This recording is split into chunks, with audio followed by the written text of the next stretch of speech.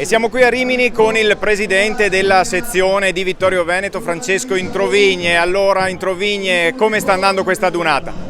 Direi nel migliore dei modi. Ci siamo col cuore, con lo spirito, ci siamo anche con la presenza numerosa, siamo ben rappresentati davvero. Ecco, forse i numeri erano un po' l'incognita di questa adunata. Come sta andando e come è andata da parte della sezione di Vittorio Veneto? Sì, certo, tutti avevamo un po' di apprensione com'era la ripresa, com'era questa adunata dopo 2 anni di pandemia che ha toccato un po' tutti, che ha lasciato anche tanti lutti. Insomma, io direi che è proprio il segnale forte della ripresa.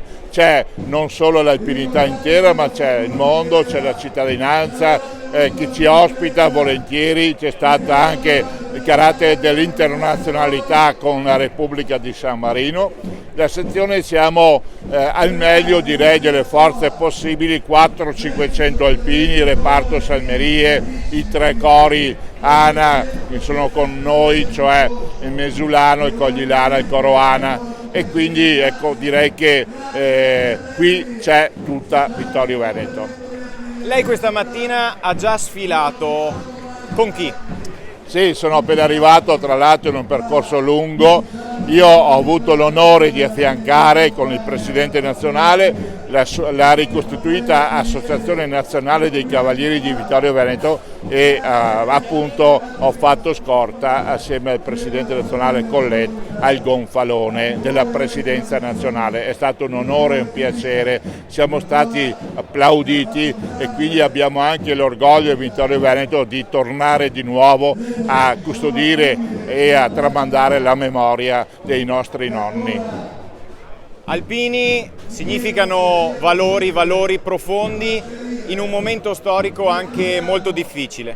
Assolutamente sì, ma l'abbiamo ribadito ieri al teatro, dove ci sono stati saluti e ringraziamenti ufficiali alla presenza del generale Figliolo, alla presenza del generale Gamba, comandante delle truppe alpine, ma del sindaco della città di Rimini, del rappresentante della regione Emilia Romagna, della provincia, direi quindi di tutte le massime autorità, ecco, del rappresentante anche della Repubblica di San Marino.